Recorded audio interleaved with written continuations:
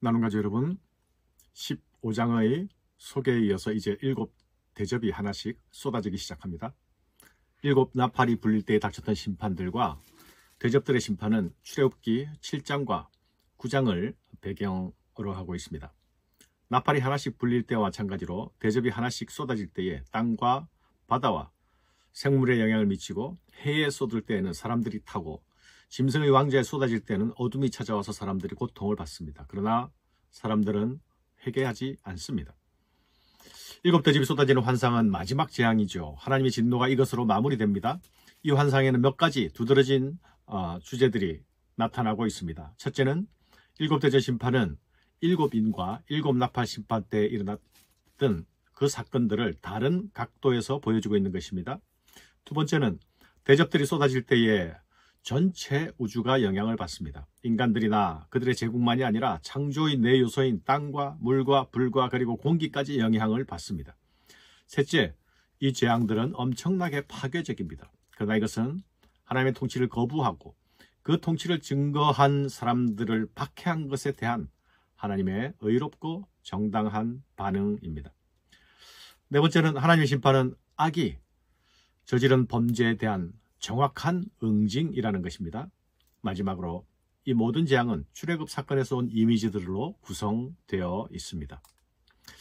7천사는 7대접을 쏟으라는 명령을 성전에서 나오는 음성으로부터 받습니다. 그리고 7천사들은 7대접을 땅에 쏟아붓지요.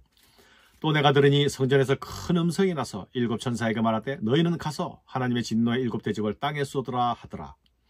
본문에 언급된 땅은 땅과 바다와 물과 해 등 피조세계 전체를 총칭하는 용어입니다. 7대접은 피조세계 전체에 하나님의 심판을 내린다는 점을 강조하고 있습니다. 첫째와 다섯째 천사가 대접을 땅에 쏟자 짐승의 표를 받은 이들과 우상에게 경배하는 자들은 악하고 독한 종기가 납니다.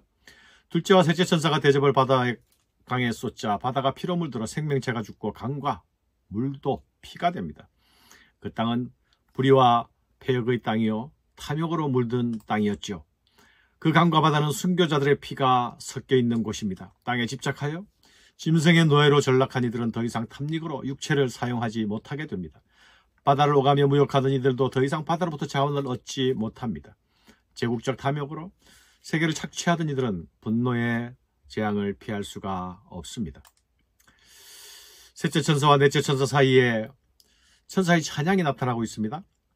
물의 고난을 피로 심판한 천사의 찬양이죠. 천사는 하나님께서 악한 자들을 심판하시는 것이 정당하다고 찬송하고 있습니다. 내가 들으니 물을 차지한 천사가 이르되 전에도 계셨고 지금도 계신 거룩하신 이여 이렇게 심판하시니 의로우시도다. 그들이 성도들과 선지자들의 피를 흘렸으므로 그들에게 피를 마시게 하시는 것이 합당하니이다 하더라.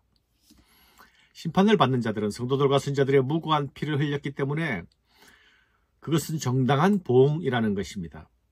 이 것에 대하여서 제단이 화답하고 있습니다. 또 내가 들으니 제단이 말하기를 그러하다. 주 하나님 곧 전능하신 이시여 심판하시는 것이 참되시고 의로우시도다 하더라. 사랑하는 여러분, 이 제단의 화답은 기도하는 순교자들의 화답입니다.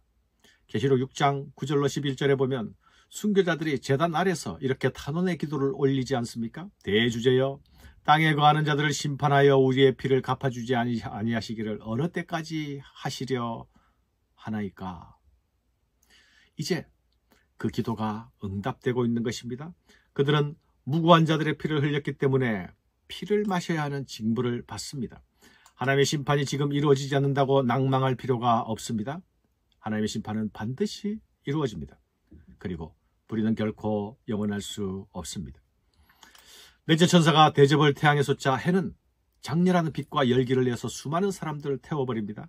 인간이 창조지수를 파괴하자 피조세계가 도리어 인간을 심판하고 있는 것이죠.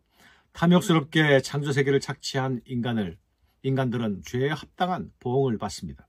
그럼에도 불구하고 회개하기는커녕 권세를 가진 하나님의 이름을 비방하고 모독합니다. 끝까지 회개하지 않습니다.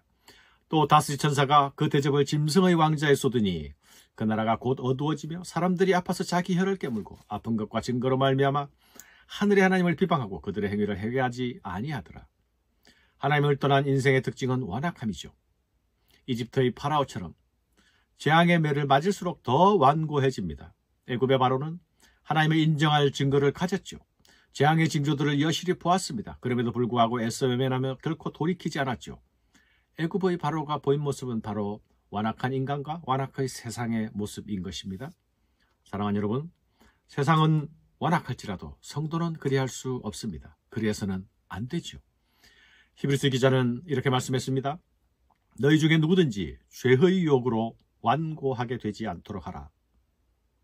그러기 위하여서 오직 오늘이라 일컫는 동안에 매일 피차 권면하라 말씀했습니다. 사랑하는 여러분, 성도는 광야길을 걷는 사람들이죠.